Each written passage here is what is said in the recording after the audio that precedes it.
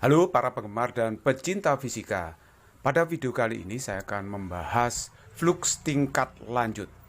Nah, saya memiliki soal yang cukup menarik seperti ini. Ini ada permukaan tertutup berbentuk kubus. Nah, panjang rusuknya adalah L. Nah, terus kemudian di pojokan sini ada muatan plus Q besar yang menimbulkan medan listrik di sekitarnya. Tentu saja medan listrik ini akan menembus 6 bidang permukaan tertutup ini. Nah, yang ditanyakan adalah berapa flux listrik total yang menembus permukaan tertutup ini.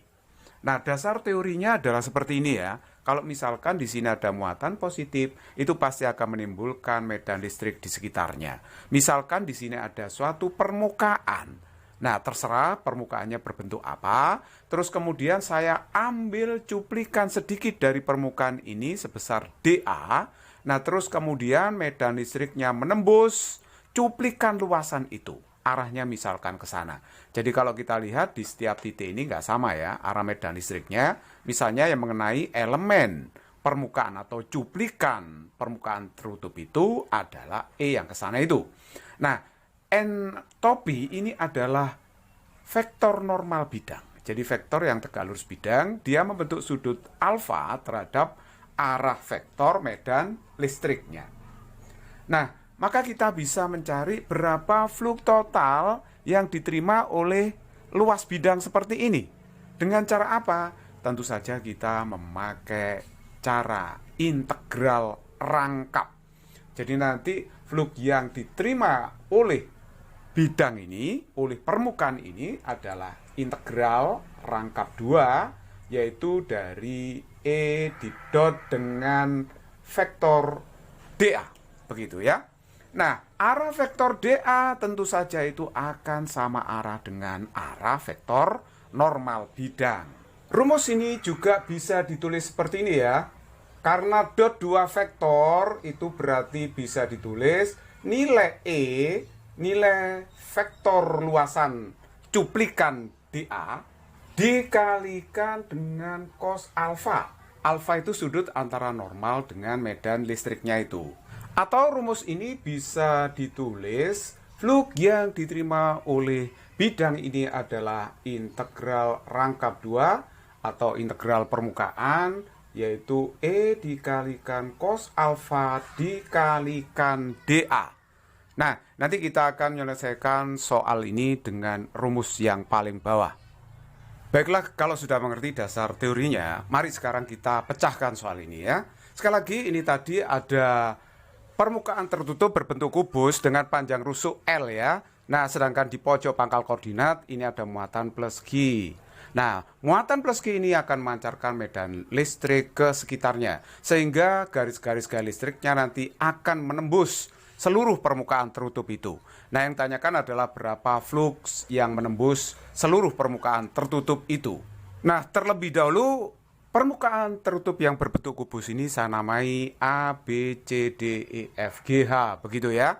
Nah, perhatikan baik-baik, muatan plus Q itu akan memancarkan garis-garis gaya listrik ke semua permukaan itu. Untuk permukaan tertutup, ini normal bidangnya itu selalu keluar dari bidang permukaan tertutup itu. Jadi misalkan bidang yang bawah A, B, C, D itu arah normalnya pasti tegak lurus. Bidang A, B, C, D arahnya keluar seperti ini, menjauhi ruangannya. Nah, padahal kita tahu bahwa kalau muatan plus Q ini memancarkan garis gaya ke sekitarnya, maka automatically bidang A, B, C, D ini akan menerima garis gaya yang sejajar dengan dia. Jadi kalau kita lihat misalnya yang di sini nanti sejajar, yang ke sini sejajar, yang ke situ juga sejajar bidang ya. Jadi nanti garis gaya listrik atau medan listriknya ini akan tegak lurus normalnya. Nah, kalau tegak lurus normalnya itu berarti bidang A, B, C, D tidak menerima flux listrik. Jadi kalau begitu dengan cara yang sama maka bidang A, D, H, E juga tidak menerima flux listrik. Nah, sedangkan bidang C, D, H, G juga tidak menerima flux listrik. Jadi nanti flux listrik yang diterima oleh bidang A, B, C, D itu sama dengan bidang ADHE, terus kemudian sama dengan bidang CDHG, dan ini pasti sama dengan 0. Sekali lagi, karena medan listriknya ini vektornya nanti tegak lurus dengan normal bidang.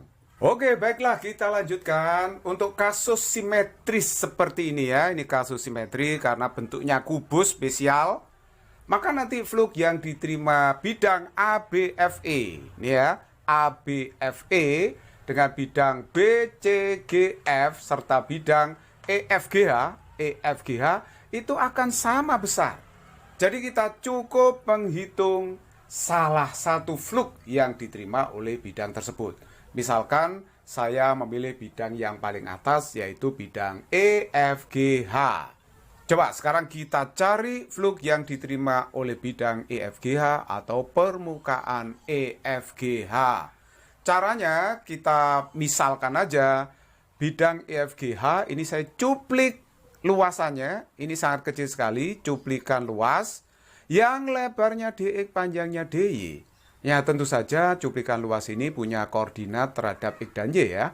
Yang ke sana adalah X, yang ke sana Y, karena ini sumbu Y ya. Yang ke sana sumbu X. Nah, sedangkan tingginya ini tentu saja adalah L. L itu sama dengan panjang rusuk dari kubus itu. Jadi ini L ya. Tingginya itu L. Nah, cuplikan ini kalau saya tarik lurus ke bawah, nah seperti ini, kita tahu bahwa muatan listrik itu akan memancarkan garis-garis gaya listrik ke sana, ke cuplikan itu seperti ini. Berarti nanti medan listriknya arahnya ke sini, seperti yang saya gambar ini. Dia membentuk sudut alfa terhadap vektor normal bidang. Jadi vektor normal bidang itu adalah vektor yang tegak lurus dengan cuplikan luas ini. Nah, sekarang perhatikan baik-baik persamaan matematisnya. Nah, kita bisa menghubungkan R, X, Y, dan L seperti ini. Bahwa R kuadrat itu adalah L kuadrat, X kuadrat plus Y kuadrat secara matematis. Dan ini perhatikan, ini adalah segitiga siku-siku ya. Siku-sikunya di sini. Nah, ini pandangan 3 dimensi, nggak usah bingung. Jadi kalau kita lihat cos alfa itu nilainya adalah yaitu samping sudut dibagi dengan miring. Jadi kalau begitu ini L per R. Kita juga bisa menulis R-nya itu akar L kuadrat plus X kuadrat plus Y kuadrat. Seperti itu ya. Cuplikan luasan ini kan mempunyai luas juga ya. Itu cuplikan yang sangat kecil sekali, saya beri nama DA, yaitu area, luas cuplikan, yaitu sebesar DX dikalikan dengan DY. Betul kan? Karena cuplikan ini saya bikin mirip seperti persegi panjang. Sekarang kita bisa menghitung berapa flux yang diterima oleh bidang EFGH, jadi atap dari permukaan itu. Nah, flux yang diterima oleh bidang EFGH itu adalah integral rangkap 2 atau integral permukaan dari E cos alfa dA. Nah, sekarang kita tinggal masukkan di sini integralnya. E-nya itu pada jarak R dari muatan Q itu muncul medan listrik sebesar KQ per R kuadrat. Sedangkan cos alfanya itu saya masukkan yaitu L per R ya. Dikalikan dengan dA. dA-nya itu adalah dX dikalikan dengan dy. Lanjut, perhatikan ya, ini bisa ditulis seperti ini kan. Jadi flux yang diterima bidang EFGH itu adalah integral, tadi rangkap 2 ya, dari kaki L per R pangkat 3 dx dy. dx-nya ini kita beri batas x dari 0 sampai L. Perhatikan ya, x-nya itu dari 0 sampai dengan L. Panjangnya rusuk dari kubus. Terus kemudian y-nya juga begitu, 0 sampai L nanti ya, integralnya 0 sampai L ke arah sumbu y-nya. Karena kaki L itu adalah konstanta, bisa kita keluarkan dari tanda integral. Jadi saya keluarkan seperti ini. Jadi ini integralnya 0 sampai L, integral x 0 sampai L dari 1 per R pangkat 3 dx kali dy. Oke, sekarang kita lanjut. Kita agak sedikit geser ke sini ya. Flux yang diterima EFGH itu adalah kaki L integral Y0 sampai L integral X0 sampai L dari 1/r pangkat 3. R pangkat 3, perhatikan di sini R-nya akar L kuadrat plus E kuadrat plus Y kuadrat ya.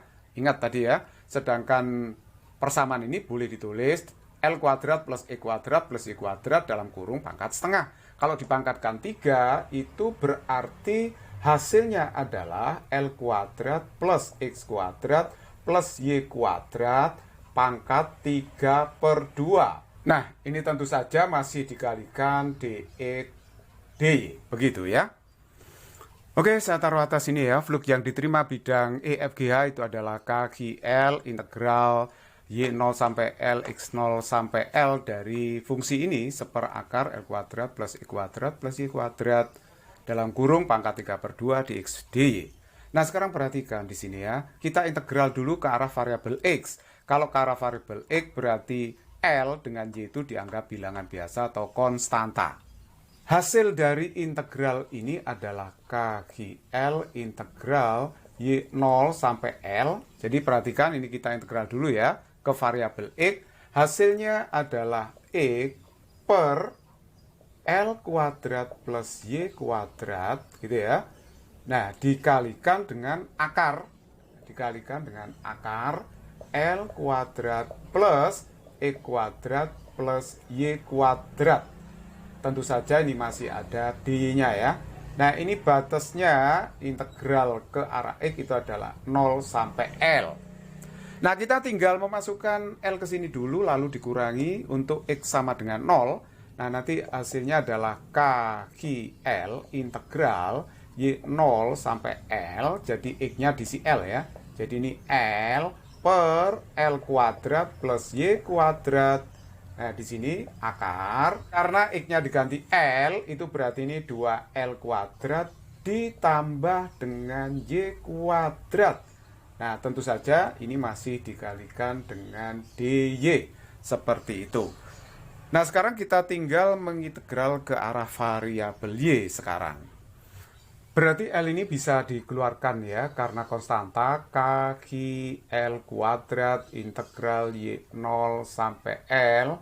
Dari ini 1/L kuadrat plus Y kuadrat akar 2L kuadrat plus Y kuadrat D. Seperti itu.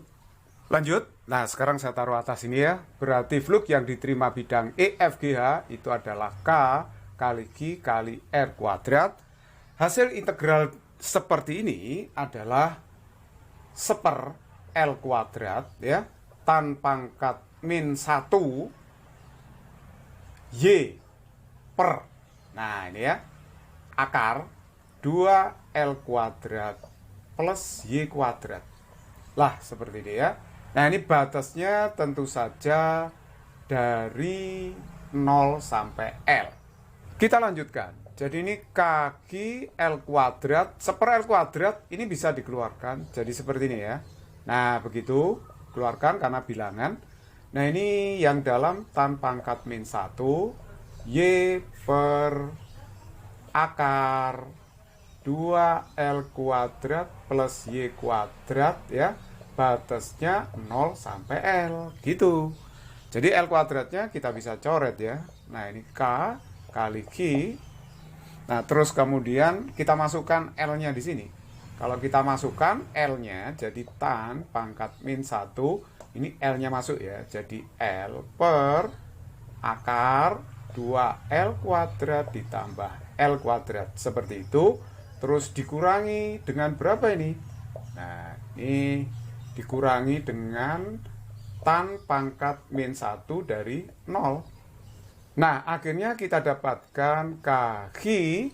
Nah, tan pangkat min 1 ini yang ini hasilnya adalah ini L ya. Kalau kita hitung, ini kan tan pangkat min 1 L, yang bawah itu L kuadratnya keluar. Jadi L ini sama dengan L akar 3 kan ya. Nah, terus kemudian dikurangi dengan tan pangkat min 1 0. Jadi arkes tan 0 itu adalah 0. Akhirnya dapatkan seperti itu ya. Nah, L-nya ini bisa dicoret sehingga ini adalah K kali Q dikalikan dengan tan pangkat min 1 dari 1/3. Nah, tan pangkat min 1 1/3 itu nilainya adalah pi per 6 atau 30 derajat. Jadi tan 30 derajat itu adalah 1/3 atau 1/3 akar 3. Nah, akhirnya kita sudah menemukan berapa flux yang diterima atau yang menembus permukaan EFGH atau bidang EFGH. Kita lanjut sekarang. Kita tahu K itu adalah konstanta Coulomb. Kalau anggapannya ini lingkungannya adalah udara atau ruang hampa, maka K-nya itu bisa ditulis 1/4 pi epsilon 0, di mana epsilon 0 ini adalah permitivitas listrik ruang hampa gitu ya. Jadi kalau begitu kita bisa mensubstitusikan ke sini, K-nya adalah 1/4 pi epsilon 0 kali Q kali pi per 6. Jadi kalau begitu pi-nya bisa kita coret. Sehingga saya dapatkan hasilnya adalah Q per 24 epsilon 0. Inilah flux yang diterima bidang EFGH. Kalau ditanyakan flux yang diterima oleh seluruh permukaan tertutup itu yang berbentuk kubus itu, maka otomatis kita jumlahkan seluruh flux yang diterima oleh bidang itu. Nah, jadi kalau begitu kita jumlahkan secara total, flux totalnya itu berarti ya flux yang diterima bidang ABCD ditambah flux ADHE ditambah flux CDHG ditambah flux ABF gitu kan ya. Terus kemudian ditambah flux BCGF ditambah flux EFGH gitu. Nah, flux yang diterima BCD tadi kan 0. Nah, flux yang ini juga 0, itu juga 0 gitu kan ya. Nah, yang diterima ini sama semua ya. Jadi oleh ABFE, BCGF, EFGH sama semua. Jadi sebesar Q per 24 epsilon 0. Jadi ini bisa ditulis 3 kali flux yang diterima EFGH. Flux yang diterima EFGH. Sekali lagi ini sama nilainya ya. Nah, jadi kalau begitu flux total yang diterima oleh permukaan tertutup itu adalah 3 dikalikan dengan Q per 24 epsilon 0. Nah, ini kalau kita kalikan itu berarti Q dibagi dengan 8 epsilon 0. Inilah flux total yang diterima atau yang menembus permukaan tertutup berbentuk kubus ini. It's very easy problem.